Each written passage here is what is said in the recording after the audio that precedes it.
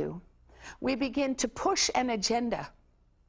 We begin to, let me give you a good example. Years ago, I was taking care of my father, and he was a military man, died of nuclear poisoning.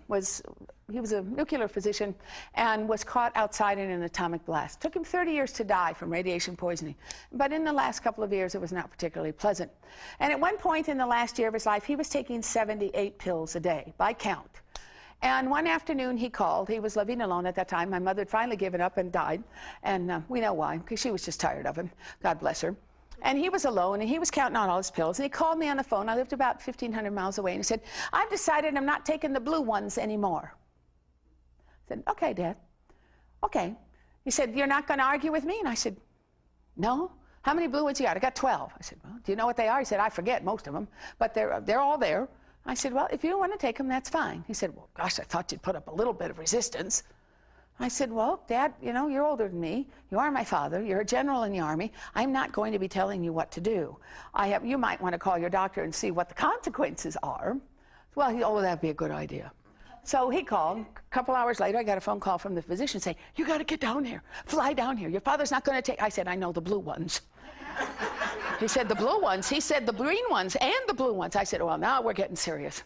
So I flew home, and a couple of hours later, I was there, and I said, Dad, what is this? And he had them all laid out on the table. I said, that one, and not the pink ones. And I said, man, you're getting rid of a lot today. He said, you know, I'm just tired of it. I'm just tired of it. I don't see any value in it anymore. Your mother's been gone a long time. I'm not feeling really good. Why, you know, I'm not doing it. I said, okay. Well, we have to go to the physician tomorrow. So we went, and this young, wonderful physician, Doogie Howser, came out, and he said, you have got to talk your father into this. And I said, sir, you don't understand. First, he's my father, so I'm up against a brick wall. Second, he's a general. You don't tell generals what to do. I realize you're a civilian doctor, and you don't have that clue. He's also 90 years older than you.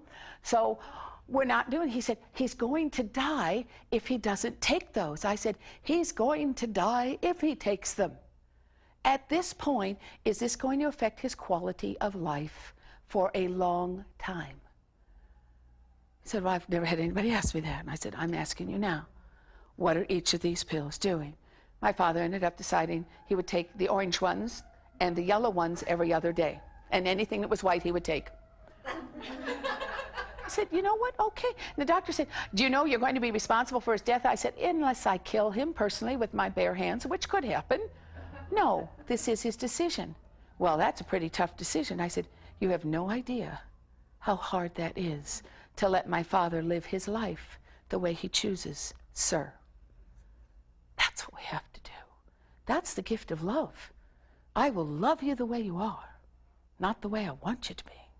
And if it causes you to live 3 days less, then I will miss you, and I better start loving you even more for the next 3 days that we have. Caring overload is when we start to push our own agenda.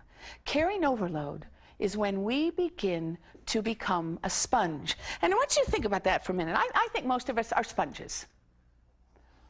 What happens to a sponge when you stick it in a puddle of water or there's water on the counter? It absorbs it, and so it gets bigger. So all of us are getting bigger? Of course we are. Look at this. Look at how much trauma we're carrying. And I do, and I think we absorb, and we absorb. And I think that's what happens with every single person you meet. Whether they're telling you their story in the grocery store, whether you're sitting next to them in church and there are a few minutes before the pastor or the priest comes and starts the service, we're whispering to each other, or whether you're sitting at the bedside or across one of your therapists. And I think we absorb a little bit. You don't absorb a lot of everybody's story, but I think you absorb a little of everybody's. And if you absorbed a little of your 10 o'clock, and then you go and see someone at lunch, and then you were in the grocery store at 4:30, and then someone called you late at night, you're absorbing all of those things. And sponges have a magnificent capacity to absorb a tremendous amount, whether you're a caregiver or caretaker. But what happens to a sponge when you put too much water on it? Yeah, it gets to a point where it can't absorb anymore. And then what happens? You get supersaturated. What happens to that sponge?